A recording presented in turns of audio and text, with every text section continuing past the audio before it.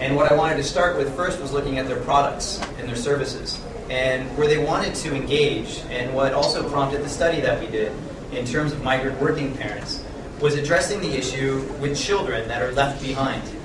In China, there's 61 million left behind children. There's over 90 million children affected by migrating working parents. This is a phenomenon that you'll see across the world, from Eastern Europe and Africa, all throughout Southeast Asia, Latin America, and even in the United States.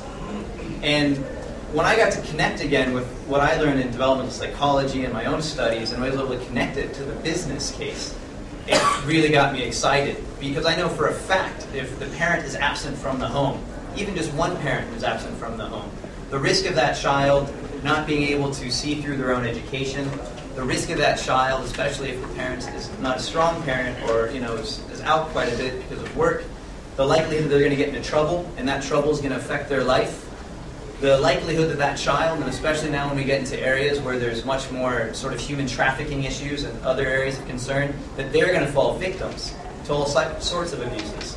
And that really is what hits my heart, and why I think a strong father, or a parent, but in the context of this conference, a father is really important. China, the context of China is they're facing a 15 million worker shortage.